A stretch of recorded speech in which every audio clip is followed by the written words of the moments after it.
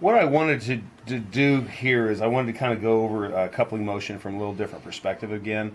I want to give you the basics, okay? So just so you know, and even in the text that I wrote, it talks about this. But when you actually have a bow or a bending, all right, so in other words, your lumbar spine bows this direction and through here, you'll see that the body is rotated on this side here, okay? Now, when you go ahead and you take a look in the cervical spine, you can see that when you have the outer bow here, the spinuses are actually what are pointing outward, okay? So when we go ahead and we try and utilize our techniques, we want to do corrective, okay? So in other words, what we want to try and do is we want to try and move things this direction to take that body rotation out, okay? So there's lots of ways of doing that. And, you know, you can hook on the spinous if you want to, or you can go ahead and hook on those mammillaries in through there. And all the chiropractic techniques that you have actually talks about that when we're discussing the lumbar spine. Alrighty? So what we want to try and do is we want to go ahead and try and use the coupling motion to go ahead and bring things back into a more straight or normalized position. And you can see even with this bone, this, you know, there's no bones in here, but look at what happens in through here. You see how that rotates? That normal anatomy tries to go ahead and do its thing. So what I've done is I've used the table to go ahead and de-rotate. Now, in addition to that, when there's fixations or areas that are locked, I'll also go ahead and make contact here, as you've seen in the video. And I'll push this in through here to go ahead and focus on changing the dynamic of those areas in there. Okay? So this is how coupling motion in the lumbar spine is actually focused on. Okay? And this is how I do it when I go ahead and I get involved with the different kinds of maneuvers that you'll see me do during the adjustment phases. It's actually pretty neat when you go and you take a look at that, and you can see how it kind of comes back in through here as well. Alrighty? But look at how it changes it right in through here. Isn't that neat? So anyway, hopefully that'll give you some insight on how to go ahead and use a coupling motion in the lumbar spine. Coupling motion is something that the colleges go ahead and they teach, but they don't really get into it a whole lot. So we're going to kind of give you some demonstrations on how this works in through here, okay? So Dan's actually a live patient, so we're actually going to go ahead and do an adjustment here. But initially, what I want you to kind of think about is I want you to think about that rotation. So with coupling motion, what you can do is in Dan's situation here, he's actually got body rotation this way, or the spinous process is sticking over there to the right side, okay? So what I want to do is I want to go ahead and bring it over here like that. So rather than just try and get in there and try and maneuver him, you know, physically, I'm going to go ahead and let the table do a lot of the work for me. So just by doing that little motion right in through there, I've actually made that change in through there for us, okay? So now what I'm going to do is I'm going to go ahead and push down, if you will, on the body side of the rotation, which is a posterior rotation. And we'll be able to get right in there, drive straight through. This will wake Dan up so he may make some noise. There you go. He's trying to be good today. Take that in through there. Straight through right in there. And we're letting physics help drop us in there. That's the beauty of the drop table techniques that we have available here. Okay? And that there. A lot of times when you have a lot of body right rotation, or body rotation in there, or body left in this situation, you'll actually have an increased tone change, or an increased tension, hypermyotonicity, if you will, on that left side when it's a rotation like this. If it's a rotation like that, it's on the other side. So obviously if it's a body right rotation, you'll feel a lot more tension in the musculature is in through there. So that is some coupling motion and how you go ahead and address that. Hope that helps, folks. Okay, what we're going to be discussing right now is the tie-ins with the scalenes, the first ribs, and how that affects the neck. And through here, you know, a lot of times you're going to feel that there's a variation of balance in through here. Like, for example, we've got a lot of looseness over and through here, but then I've got the levators that are stuck in there, and then I go a little deeper, and I can get the scalenes. I can push on those, and it'll feel like fire running right up into his skull, which he won't like very much. On this side here, we've got the trapezius all locked up. We've got the levator locked up. And then, of course, we've also got the scalenes. So that just shows, you know, somebody who's using the mouse a lot at work in front of the computer. So what we have in through here, we got the first three ribs is that what I'm focusing on. Occasionally posterior Scalene actually attaches into the third rib, but most of the time we're focusing on the first 2 ribs in through here. He's got a lot of tension in through him and his neck as well, obviously, as far as why those things all tie in and whatnot. So what I'm going to do is I'm going to show you how to go ahead and drop those ribs in place here. I think that'll make it a little bit easier for folks. So if you would go ahead and look that way real quick. We'll do the easy side first. We've got a rib riding through here. We're going to go ahead and push right in through here, right beside. Actually, there's the spinous actually kicks out over here to his left. I'm going to go ahead and go just lateral to that and drop it in there. If they're really, really tight, you can actually use your elbow in there and just kind of slide your hip, just like that. And then we'll go a little deeper right in through there. Okay, now, Kim, if you want to go ahead and come in behind me over here, we're going to work on the other side. All right, so now this one's the tough side. So what I'm going to do is I'm going to save my hands because he's a pretty good sized guy and got a lot of muscle in there. We're going to drop that right into place. And you kind of get the idea. And he's a pretty big guy, so table's fighting us just a little bit in here as well. And we got that. This is where, there we go. And a little bit more in through here. All right, and then to center. All right, I'm going to go in front of you. All right, now you can feel a big difference in through here. Now he's also got a little more posteriority in this side. Sometimes what I'll do is I'll use my forearm just like this, and I'll kind of tug down here just a little bit on the rib and then drop straight through, and then that'll get the rest of that out of there just like that. Now what I need to do is I need to focus on the lower cervical areas in through here. He typically has a body rotation, so his spinous goes this direction. So what I want to do is I want you to turn your nose to the left, and I'm going to contact the body side. Now, just like what you see in Gonstead when you have a body rotation, you'll go ahead and go through the opposite eyeball. That's kind of what I'm doing in here. We're doing the same kind of thing, and then center. Okay? And by doing that, I just opened up a whole lot of stuff in here. Tension's dropped down significantly. You feel that in there, Dan? Yep. Now, I'm going to get a little more body right in through there. And that pretty much has reduced significantly what we have in through here. What do you think, Dan? That feel better? Yeah. Good deal. All right, so hopefully that will give you a better idea of what's going on when we're dealing with these ribs, and then how they tie in with the neck. And then also, what I did was I used some of that coupling motion that we were talking about in lumbar spine, only I did it a little different.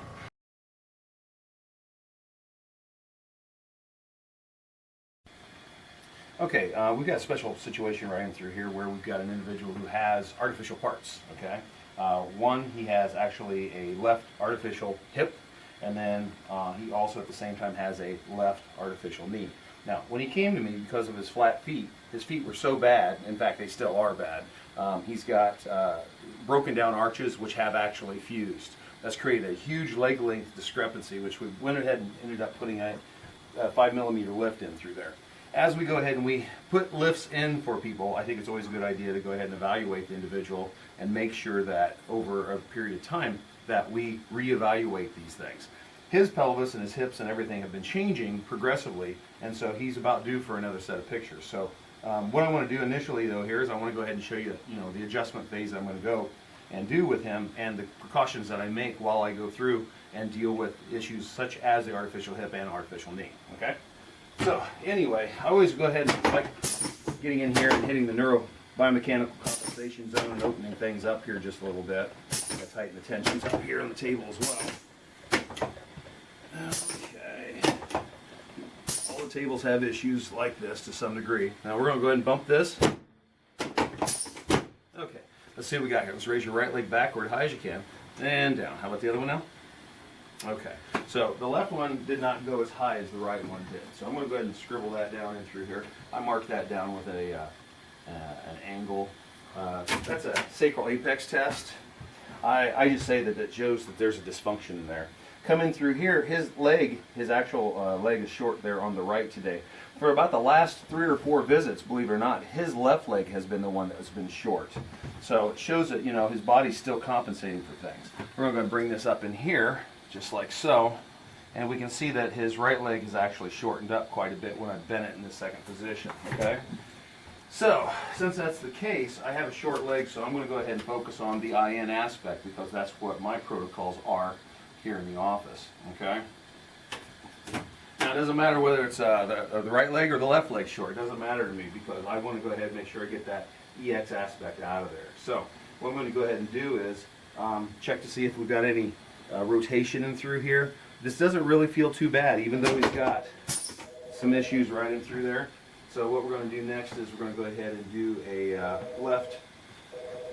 Now, we're going to go ahead and focus here on the posterior aspect of the tailbone. Tailbone's kicked back like this. I'm going to push it down. Pelvis is also at the same time done one of these deals. I'm going to kick it open and drop that right into the pocket. Okay? So I'm going to do this right in through here, right on the pelvis. Now, the whole time, you got to remember, he has an artificial hip. And what we're talking about is where the femur neck has been changed physically, okay? All right, now come back in through here, see what I have. His legs are now even, believe it or not. Now remember, he's got a lift over in through here. We're gonna take us into the second position. His legs are now the same length. How cool is that? Now, we push in through here, it's really locked up. This in through here gives him a little bit of a pinch. Now, remember, this knee also is artificial, okay? So, since there is a lockup though, I'm gonna go ahead and take out, we know that we've got a height difference in through here. I'm going to go ahead and take out the inferiority there of the sacrum. So remember, it comes up like this, but it also does this. So I'm going to put that back. Now if you notice, I can lift up on this leg because this leg does not have an artificial hip. How convenient for me. I'm going to take this and drop that into that position. Come back in through here, see what I've got. Leg length is still good. Now the neat thing is that this is flexible. Now this here has some give to it. Now what I'm going to do is I'm going to take the EX portion out and kind of surround the tailbone. Since I've got it all corrected, I'm going to bump it here and close it right down. Just like that. Okay? So we're going to see if we can get some more motion out of there. Look at that knee. That's the artificial knee. Okay? So if anybody says that there's no relationship between the pelvis and the knee, they don't know what they're talking about. You just saw it. Okay, so we're going to go ahead and get in here. I cannot hit this trochanter, okay? So I'm going to take the knee, bend it open. Now, you don't have to be too scared of an artificial knee. It's a knee, all right? So you can still play with it, just don't get crazy. Little bump, I hit that ankle, open it up a little bit more, and look at this. He's got equal flexibility on both sides of his knees, even though one's artificial and the other's not. What we're going to do in addition to this is we're going to go ahead and take into effect the coupling motion. Now remember, his spine is actually rocked this direction here. So in order to go ahead and bring it back, as you've seen in the other videos, I'm going to rock his pelvis this direction. All right? And then what I'm going to do is I'm going to go ahead and drop right here on these little puppies, on the body, or the mammillaries, however way you want to say it, and just go right up in through here. Now, I always go ahead and have to make sure that I'm checking out the other aspects here because that's in the lumbars. And through here, he actually has a counter spin in his thoracic spine. So, I'm going to go ahead and spin it around this direction. Start here at 12. Just go ahead and go up and through here. There's another puppy right in there. And then about right in through here, which is about, that's about T7, right in through there. There is supposed to be some change. Actually, I take a look here, I misread that. It actually is body left all the way up, so I can actually go all the way up. But at 7, it does rotate the other direction as far as trying to use coupling motion. So I can still make the contacts over here, but the coupling motion isn't going to help me by bending the lower half of the table now. Unfortunately, the top half of the table doesn't bow and bend. So, got the body rotations. Now what we're going to do is we're going to feel in through here and see what we've got going on.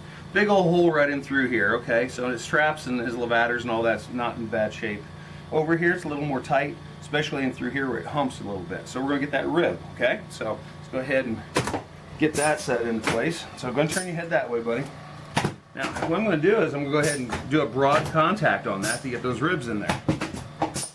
Just like so. And then finish that one off. Go ahead and turn your head the other way.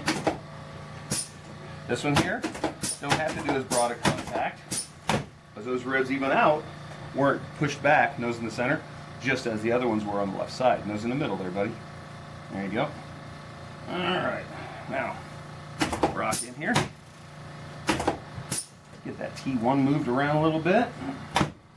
Now, in the neck, neck's a little different here. Neck, we've actually got his vertebrae are spun over this direction. So I can use coupling motion in here, and you can really feel the spinous processes all over and through here. So what I'm going to do is have you turn your nose to the right there again.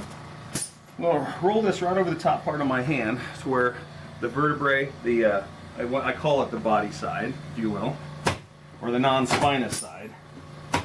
There you go, nose in the center. We make contact in there. Change that dynamic, and the flexibility is increased greatly right in through there. Then let's go ahead and have you turn your nose to the left. Now his skull is actually tilted up this way here. Okay, so if he's standing up, it's tilted this way. It's also at the same time rocked backwards. We see a counter rotation in the atlas, and then the PL, or the spinous, to the left of the C2 bone. So I'm going to go ahead and bring this down like this and push it forward. Slide this here just like a nail. Just drop it right in there. And then right here on C2, pop that right where it needs to be. Nose in the center. Stick that right in there. And he's got motion in through there. It feels great. Got to get a little bit more out of this C2 bone. So I'm going to hook it with my thumb on the spinous. And I'm going to go ahead and bring this up in through here. Now, remember, this here actually was superior. So by hooking here and bringing this up, I'm actually causing this side to go superior, which is part of the correction.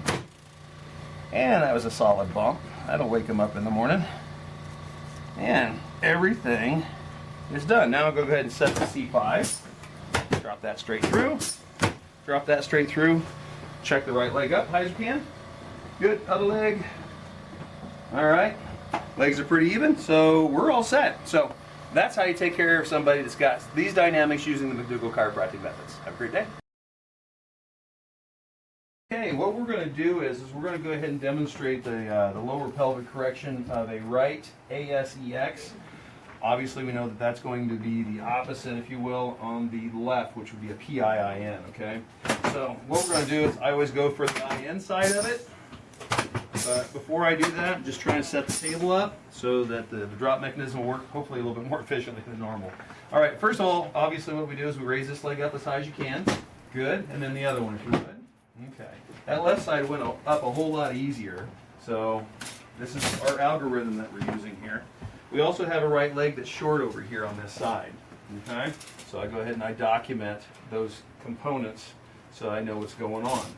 Now, in addition to that, he's got some rotation in through there in the lumbar spine. I don't feel a whole lot of significant rotation, so I will not do a leg crossover this time. All right? But what I will do is go ahead and open up the pelvis on this side. He also has a posteriority, if you will, on the sacrum here. So I'm going to go ahead and, just like you see on the video that I did with the x-ray, or with the actual spine, we're going to open it up, and I'm going to bring this down just like that. So I'm taking the pelvis, and I'm opening it up on the back side and through there. Actually shifting it, if you will, into an EX. Hopefully by 3, you actually got it knocked back into place here. The neat thing is now both legs are even, just with what I just did, okay? Now, as I bring it up in through here, I'm feeling tensions, okay? There's quite a bit of tension here, but a lot more tension here. So the next thing is I want to take the EX out of that, okay? Now, how I do that, I just go ahead and I bring this over this way. If it's a really bad EX, the hip will jump up a lot higher than what it is. I'm using as stabilization, I'm going to go ahead and use the sacrum again, the posterior aspect, while I go ahead and I close this down. So I'm going to take that and close it down, just like so, okay? Just like that. Let me fight with my table here a little bit more. And, all right, now, we're going to see what tensions have occurred with that. Look at that.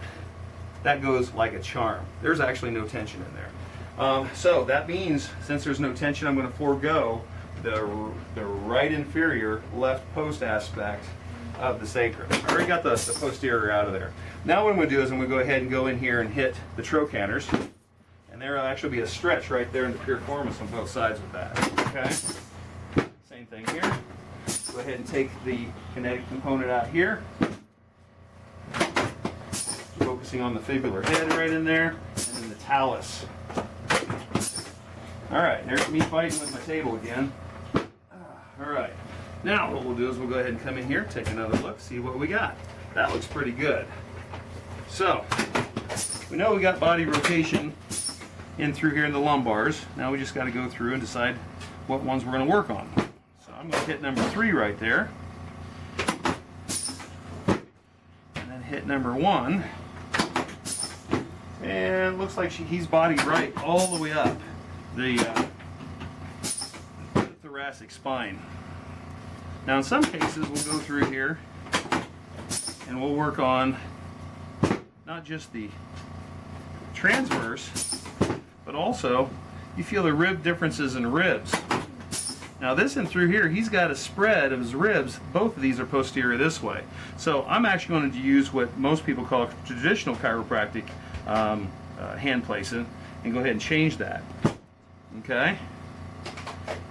And I got those ribs put back in there. All right? Now what I'm going to do is what I call my own specific version. And we're going to try and get each one of those transverse costal aspects to go ahead and settle down and rotate, or derotate if you will, the spinous, or the vertebrae itself. All right. Very angry in here today. That is so for sure. Okay, come in through here.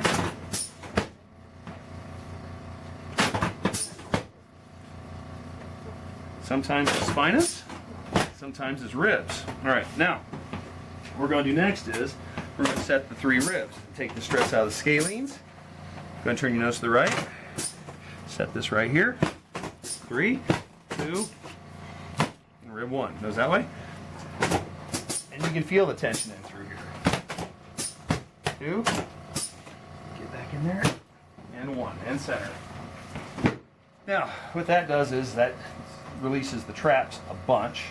Now he's also got a big snaggly right there. So let's turn your nose that way. This is going to be a body right here at C7. So you can see I got a little leverage in here, and he can feel that on that scalene. Okay, and center. He didn't punch me this time though. That's a good thing. Little rotation right here. Sometimes you don't have to go crazy. What I'm doing is I'm just body right in through there, because those there are actually body right as well. And then we'll go ahead and go up here, feel what the atlas is doing. It's moving side to side, moving backwards, doing very well. C2 is not very happy though, okay? So happens that's a PR, I can feel it clear over there. So turn your nose that way. And what we're going to do right here, set that PR, boom, clunked right in the socket. Nose in the center. I know it's not a socket, but you know what I mean. All right, so got that. I'm going to open that up. That'll stretch that out just a little bit. C5, roll that. A little bit more with T1 that time. All right, and so we actually just worked on this curve. All right, so that's what we'll do for now.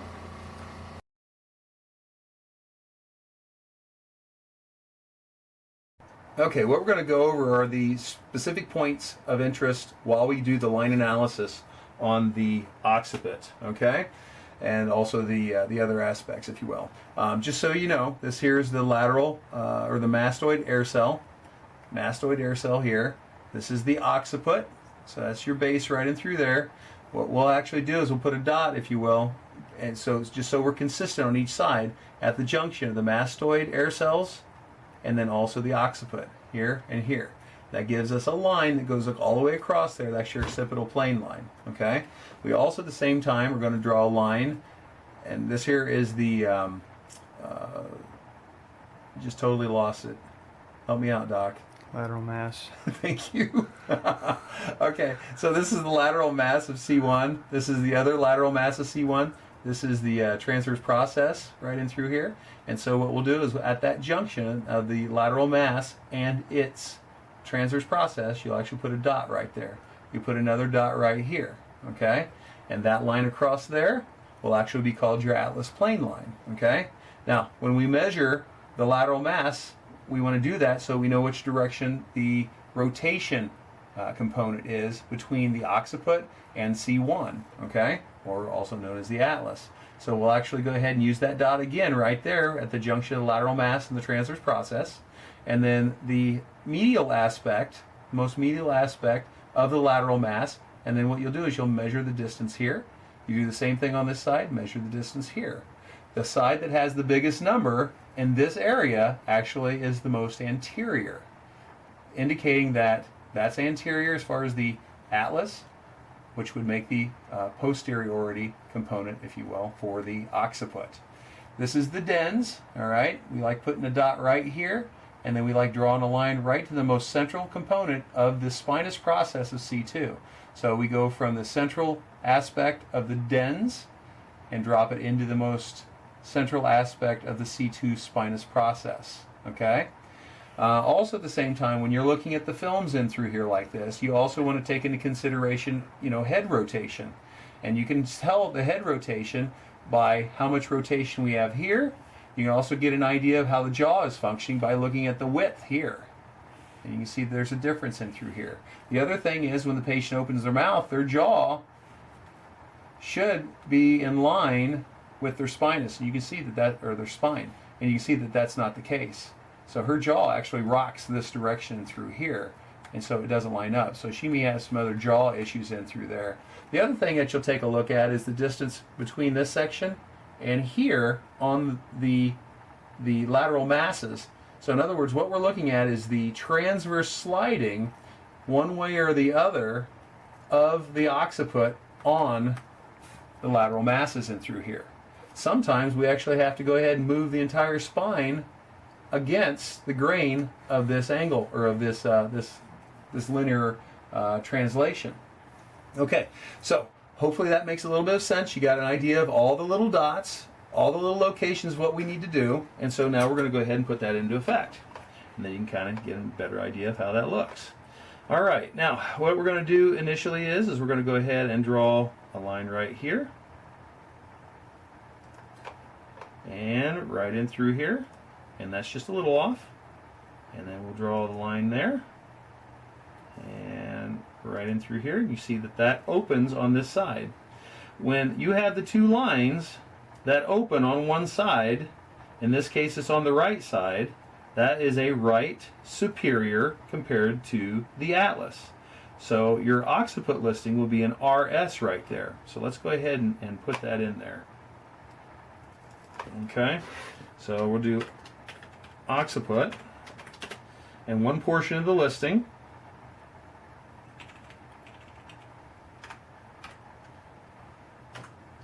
of that listing will be the right side superior.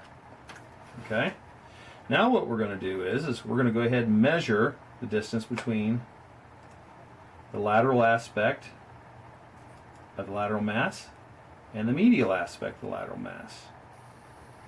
See if I can see here. I'm having trouble with my eyeballs. Okay, so that's one measurement. Come in through here, and this is the other measurement. Come on now.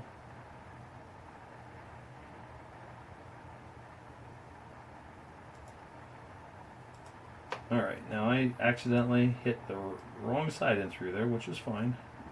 Nice thing about this is you can always move it back. Okay. So what we can see here is that 14.83 versus the 13.82. That's only 1 millimeter difference. But sometimes that's all it takes to go ahead and develop a headache in through here, okay? So this side here, this distance here is greater than the distance here, okay? So what that tells me is that that atlas right in through here is an anterior. That makes the occiput a posterior, okay?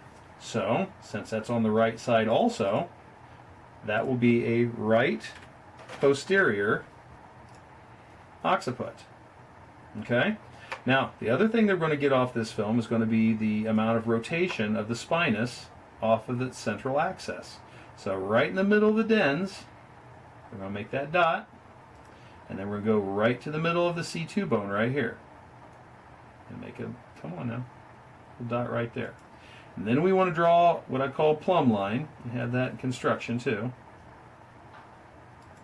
And that gives us the rotation. So I like calling the spinous rotation on the axis or the C2 bone. Everything else I do body rotation almost everything else.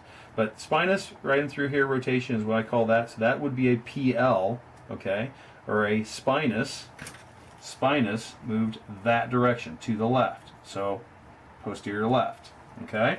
So what we're going to do now is we're going to go ahead and we're going to go to the lateral film and give you an idea of those points, okay. This palette right in through here is going to be where the line comes across.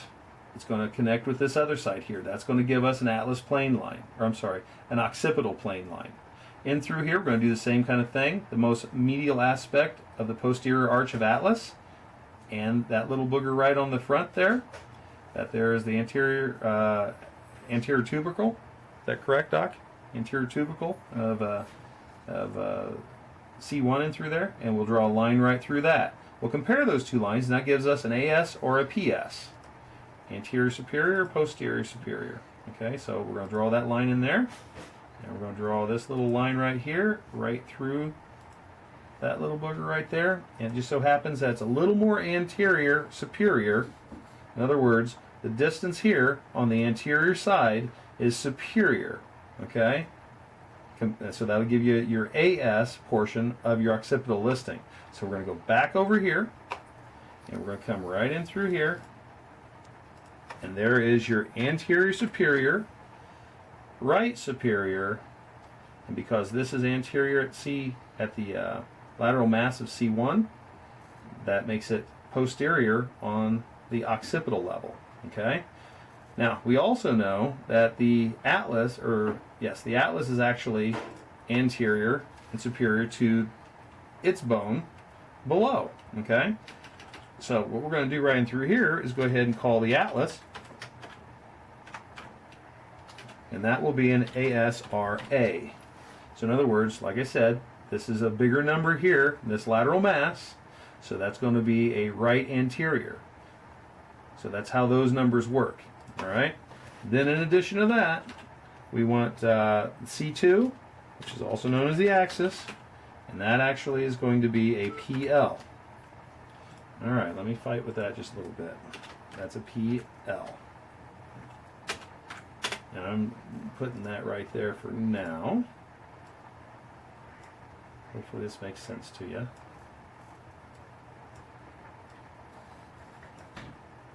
Put that down in through there. That way it's a little easier to see for you. Okay. All right, now to go ahead and finish up in through here, I'm also going to do what I call an anterior gravity line. Anterior 2/3 of the sella turcica. This is where your pituitary gland sits. Okay. We're going to use that as a gravity tool. And then we're going to measure the anterior portion of C5 and what the distance is between the C5 and that anterior gravity line created by the anterior 2/3 of the sella turcica. So 2, 3, 4, 5. So the anterior portion there, and we're going to make a straight line and go right there.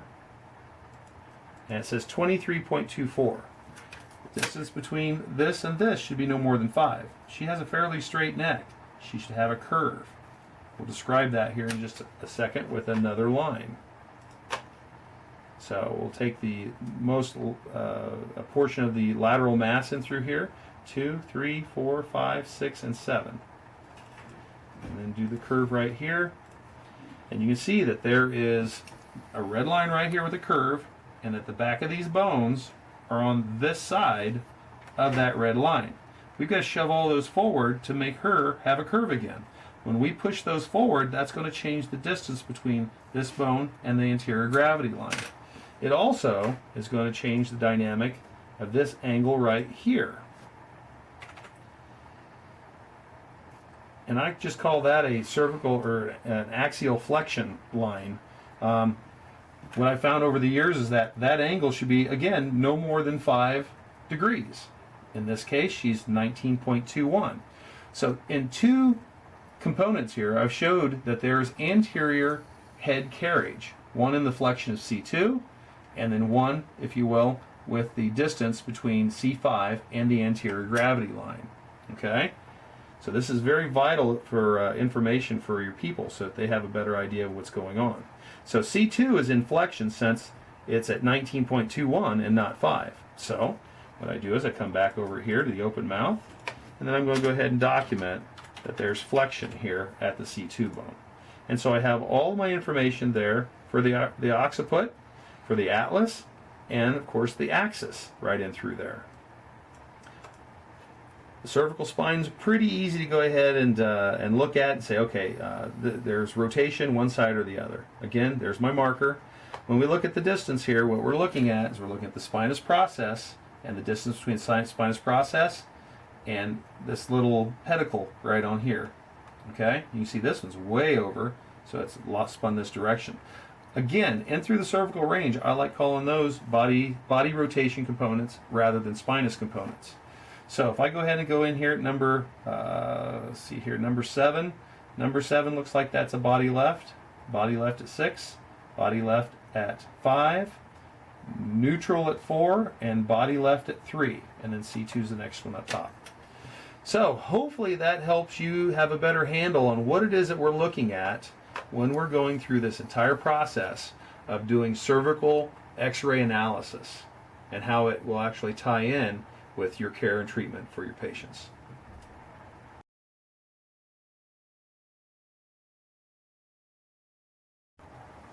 Okay, what we're going to do is, again, I'm going to review the areas that we're looking at, okay?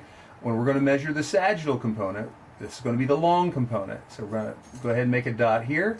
We're going to make a dot here, okay? What we're going to do is we'll measure that distance, and then we'll come in here and make a dot here, and make a dot here, and measure that distance, okay? In addition to that, we're going to go ahead and measure the coronal component. We're going to go ahead and make a dot here, and make a dot here, and measure the width of that ala. Same thing in here, or the wing of the ilium, sorry. This in through here, we'll measure from here, and measure here. This film's set up actually very perfect, if you will, to go ahead and do these examples. Now, the other thing is that when we're going to measure the distance or the difference in height, we'll make a dot here and a dot here.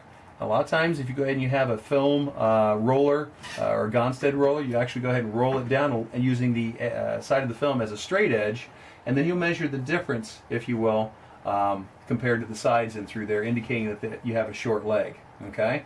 The other thing is that we talked about the sacrum. We'll put a dot right here and a dot right here, as well as one on the S2 tubercle right in through there, okay? And that gives us an idea, that helps with the rotation just a little bit as far as that's concerned too. But primarily what we're going to be looking at is we're going to be looking at this little area right in through here where there's a line, okay? And this is where the sacrum and the pelvis meet on one side, and this here's the sacrum and pelvis meeting on the other side. Same thing happens here and here. You want to make sure that you're using the same spots every time so that you can go ahead and determine which side is wider versus the other side, okay? This also, the sacrum S2 tubercle, will draw a line straight down here. That'll give us another indicator of whether we're dealing with an IN or an internal rotation or an external rotation, also known as an EX, okay? So what I'm going to do now is I'm going to go ahead and use the line analysis software that we have, and we'll see how we do with that, okay? So, let's see if I remember how to do this part. Well, I just messed that one up. I'll go back and change it for you. Outer side here. Now all the software works just a little different. What we're trying to do is, again, we're trying to make sure that we get all the pieces of the puzzle here so that when we treat our patients, there's no guessing. The other thing is that if you go ahead and you make your lines and your dots the same every time, that could be extremely beneficial. You see how I messed that one up there for you. That way you know I'm not perfect either. Take that right there, and there you go. Now I like adding into the mix this sacrum apex here, this base angle, and this here gives me just a reassurance that my angle's right. One says 3.1, the other one says 3.22 degrees. So what's happened is the tailbone's tilted this way, okay? Now, I also see a 67.8 and a 71.4, indicating that this distance here is narrower than this distance. So it tilts this way and rotates back this direction. So in other words, the bigger number is the posterior rotation on your sacrum, okay? Now, if you go ahead and you take a look here, that says 112 versus 116. So this one is narrower or kicked open. This one has flattened out. And that happens a lot. Now, if you had a double in through there, they'd be probably the same width. But you can also see that this person would probably not even fill it on the film if they had a double IN, for example. Okay. Now, the next thing is we'd go ahead and measure from top to bottom. And so we have a 240 versus a 233. So the 240 means that this is kicked back this direction like this. The other one has rotated forward. Okay.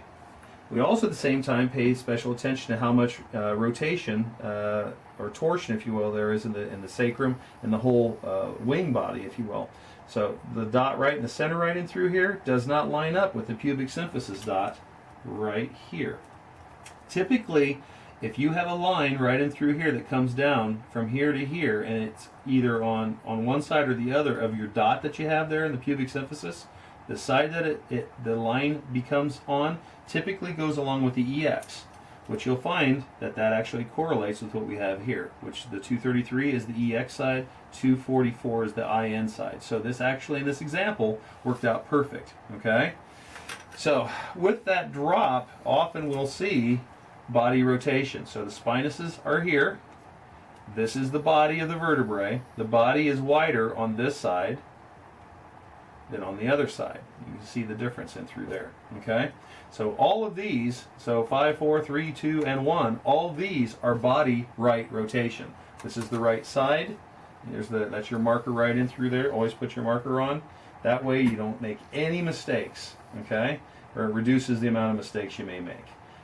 Hopefully that makes a little sense. Now what I'm going to do next is I'm going to go to the side view on here. Okay? And I always spin it around this way because that's just what I do. And I'm going to clean up the image. Digital films make the images so much nicer.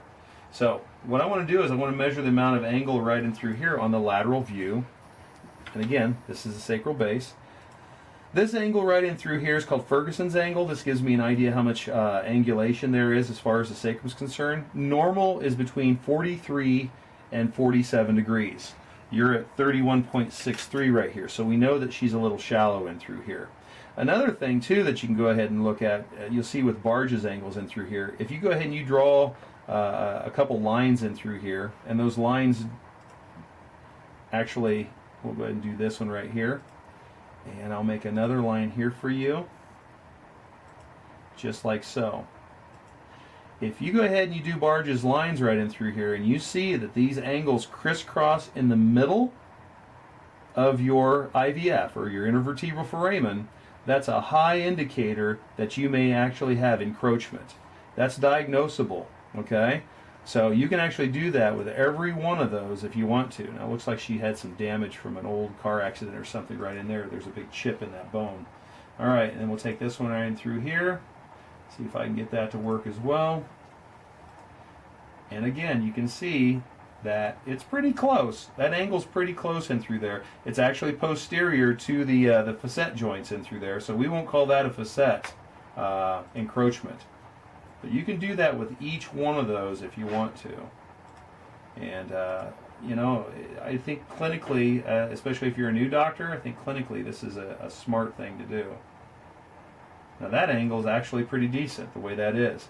Now Barge also has certain angles right in through here. I don't remember exactly what those angles are anymore. Obviously I just kind of do these little things. As you get more experienced, you don't need to do it so often. Alright, but what I do like is I like checking the curves. CBP actually has some great templates if you're using plain films. I highly recommend that you get those. It helps your patients understand what's going on, and it helps you, you know, facilitate patient care a little bit better. So there's 5, 4, 3, 2, 1. I take that posterior aspect here, and then right here at 3. So you can see that, you know, the angles look pretty good here, do real well here, and then we start slopping backwards. So she's got actually a posterior carriage right in through there, and then of course then it's flattened out as we've indicated that that's a 31 rather than between a 43 and 47 degree angle. Okay, so anyway, between those areas in through here, that gives you a better idea of what's happening between those two films, so you can, you know, find out, you know, is the patient having facet issues, which most likely right here they are. Okay, are they having low back pain issues in through here? Warn them about the degeneration that you see in these two zones right in through here. Some of that could be closed up with a little bit of bowing in there, but that bowing's not big enough to actually make too much of a difference. So get another set of films in another couple years, or even a year actually. Every 2 years is recommended by Palmer College of Chiropractic, and that's if the patient's been under pretty consistent care, just to go ahead and make sure things are good.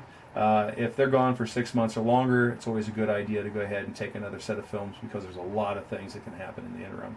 Hopefully that'll help you out a little bit and give you some ideas as far as what needs to happen when you're doing your line analysis for the lumbosacral pelvic region.